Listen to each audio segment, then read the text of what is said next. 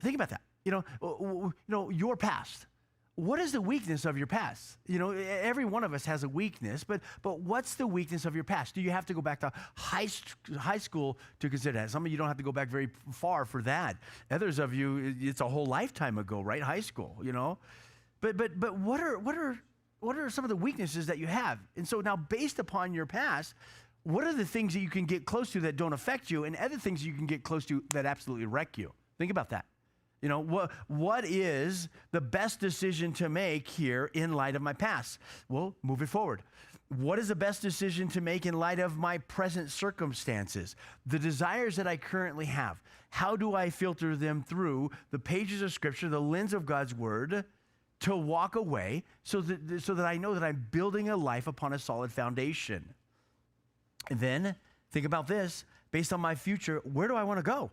What is the direction that I want to walk in? What is the wisest choice in this moment to make based off of where I want to go in the future? Some people have all these great desires to go somewhere, but all the decisions that they're making is like, bro, you want to go there, but this is the decisions that you're making. You're not going anywhere with those types of things.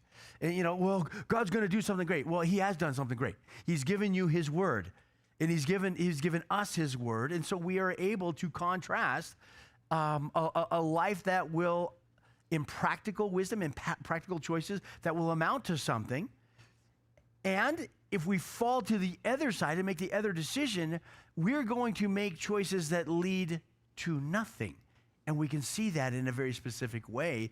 And it's so powerful. And so, I don't know if you appreciate that about God yet, but I hope that you come to that place to realize that following God is so relational. It's relational.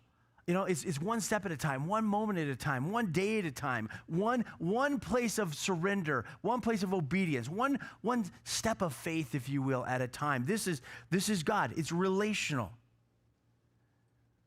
And I love it because when my relationship with God is reduced all the way down to the simplest form, guess what? I can understand him better because it's not complicated.